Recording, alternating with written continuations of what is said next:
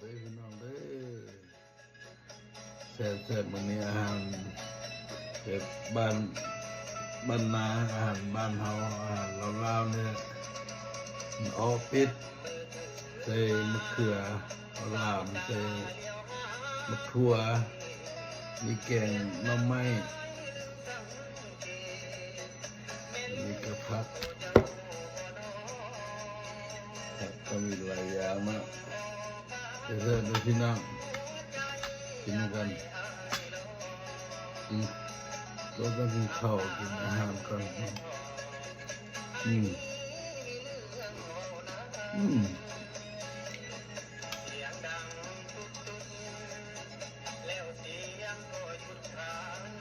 น้ำไ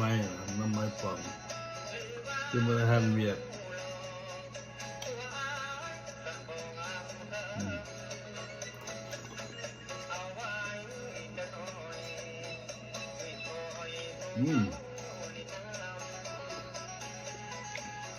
ได้ไหมน้อง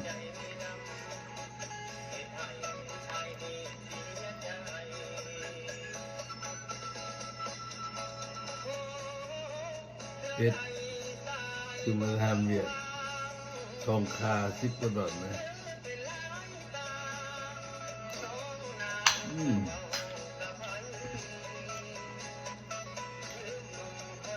ทั้งนี้ค่าประกาศข่าวประกาศขิว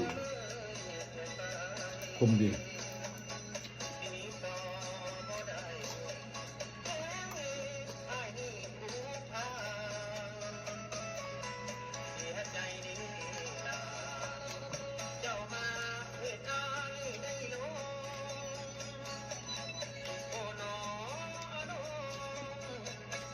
ว่ากินมะแขวดีสำหรับมันกดดันมะแขว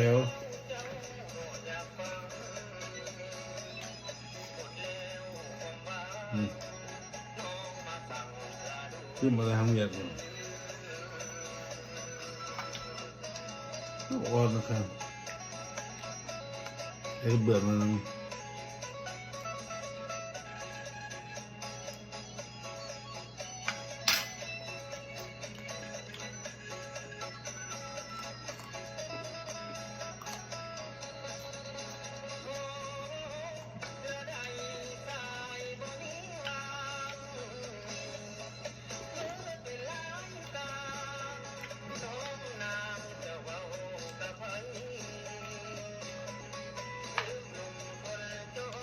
แกงละไม้ในแต่คือแยงน้ำคือเริ่มแกงละไม้เขาสำเร็จในป่องมาปรุง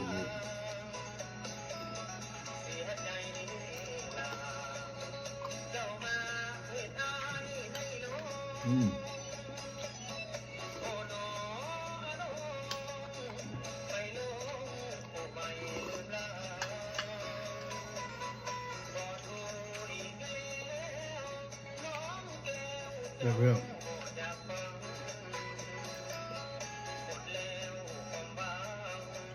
แก้วเนี่ย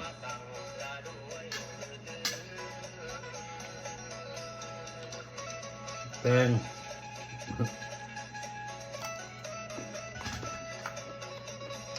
เนื้อเอาล่าม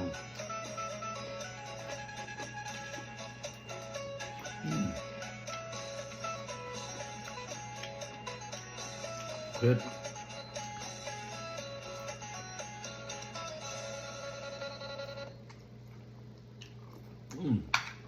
เผ็ดว่าบุกล้าขึ้นเมื่อยไอ้พวกเครื่องมึง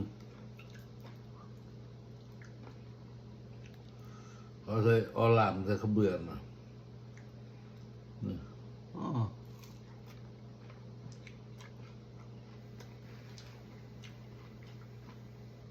าเพิ่งมาน้ำกินข้าวน้ำ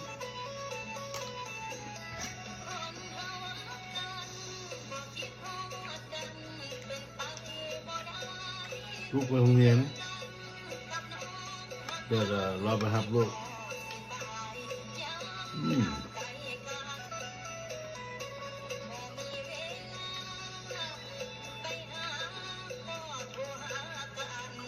มะเขือฝรั่ง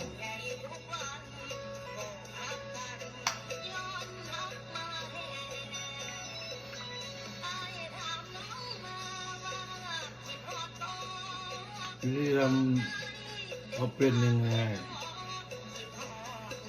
ตำกระเทียมตำหอมแดงแล้วก็มะเขือแล้วก็คั่วก่อนคั่วให้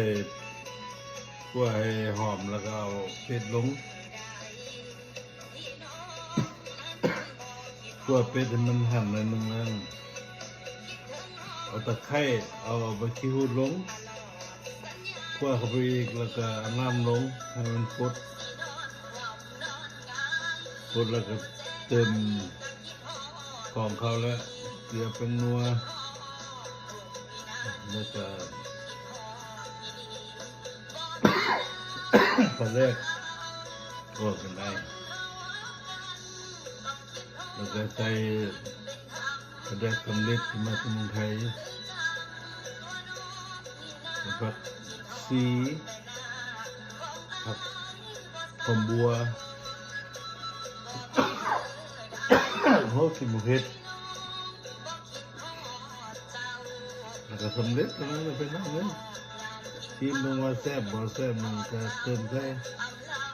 โอ้ลืมใส่นึงใส่มาแคนบดเราส่งมาจากเมืองลาวใส่หอมเลยโอเคจ้ะสำหรับเจ้าของกินเองคนอื่นกินกับบ่ฮู้ว่าสิแซ่บหรือแซ่บบ่ฮู้สำหรับผมเองแซ่บเนาะ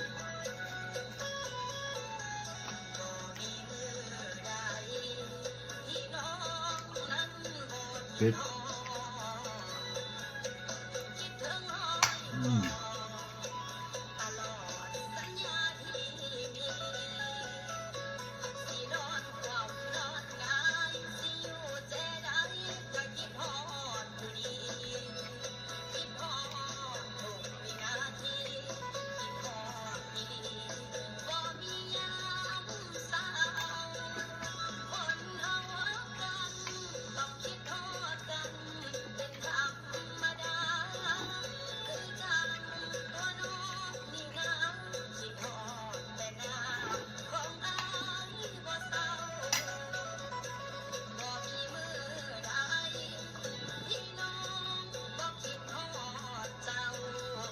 ขะแยงว่ะพร้อมเลยบ่เข้ามาแท้มันบ้านเฮาหมู่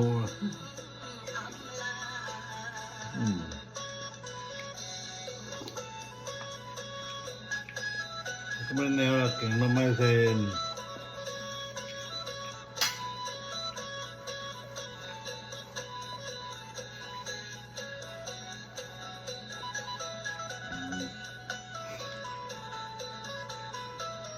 แต่ฟังเพลงมันน้ำมวนสิ้นแห้งเฮ็ดเอง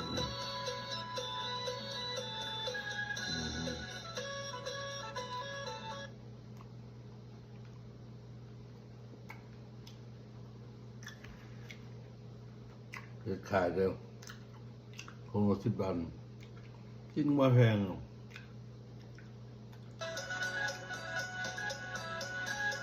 กินมาประเทศแพงกินเป็ดกินเป็ดกาแฟนี่อย่างเลือไก่กับหมูคือของนึง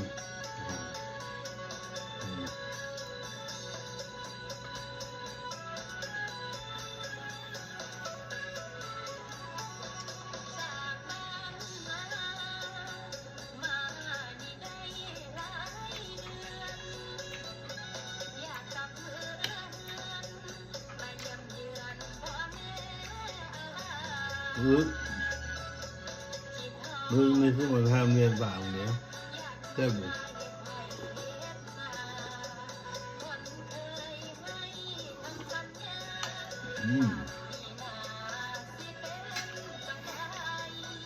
แซ่บ เนาะเอาเพิ่งเบิ่งคลิปใหม่เนาะดูเจอกับคลิปใหม่ในคือใน YouTube นะ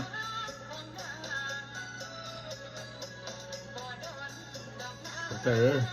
ทุกคนที่เบิ่งนี่ครับชม